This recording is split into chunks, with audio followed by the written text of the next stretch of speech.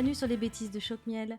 Aujourd'hui, je vous présente la recette de la salade libanaise. Donc en fait, c'est une salade de persil et dedans, il y a des tomates, des petits dés de tomates, un petit peu de citron, de l'huile d'olive, une petite échalote ciselée. Donc en fait, il y a des versions où on peut mettre du boulgour, mais moi je préfère celle-ci avec juste beaucoup de persil, des tomates, de la menthe aussi, j'avais oublié de préciser, il y a un petit peu de menthe. Donc vous allez voir. Alors, on va commencer par préparer les tomates. Donc, vous les lavez, vous les coupez en 4 quartiers et ensuite vous allez les épipiner. Vous retirez tout l'intérieur, tout le cœur. Vous mettez de côté les petits quartiers au fur et à mesure et vous faites la même chose avec les autres tomates. Alors, quand vous avez fini de préparer les quartiers, vous allez prendre les tomates et vous les découper en lanières fines de 3-4 mm à peu près d'épaisseur. Donc quand vous avez fini de faire des belles lanières, comme je vous montre là à la vidéo, vous allez les redéposer et vous les coupez dans l'autre sens pour que ça fasse comme des petits carrés, donc super fins. Donc là, ça fait vraiment 2-3 mm et essayez de les faire vraiment tous de la même taille parce que ça fera vraiment une salade à la fin qui sera super jolie, bien présentable. Vous mettez au fur et à mesure les petits dés de tomates dans un grand saladier, comme ça vous les mettez de côté et vous les préparez toutes. Alors moi je n'ai pas retiré la peau, je les ai pas pelées les tomates parce que sinon ça devient de la bouillie parce que il faut les couper quand même en tout petits morceaux, donc ça risque de devenir de la bouillie, de la purée de tomates. Donc gardez la peau, comme ça vous fait quand même des petites tomates, des petits dés de tomates qui sont beaucoup plus fermes et je trouve que pour cette salade c'est mieux. Voilà, donc là je vous montre le résultat final. Donc quand tous les dés de tomates sont préparés, donc dans le saladier. Et là, à partir de là, vous allez pouvoir vous occuper du persil. Donc vous prenez la botte de persil, vous la passez sous l'eau claire. Vous séparez les petites branches une par une. Et ensuite, vous allez récupérer toutes les petites feuilles de persil. Donc moi, je vais vous montrer, c'est ma façon de faire.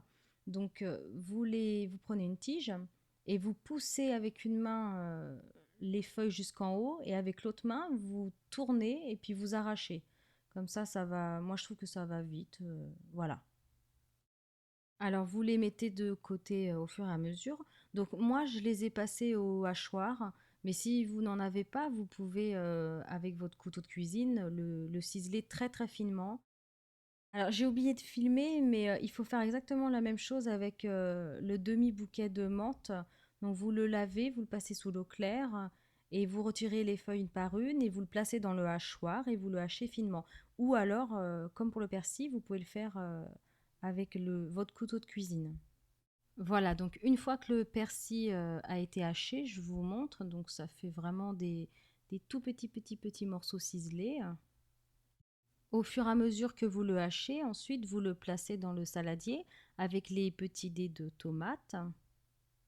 Vous pressez ensuite vos 2 citrons et vous allez pouvoir mettre le jus dans le saladier et vous allez bien mélanger.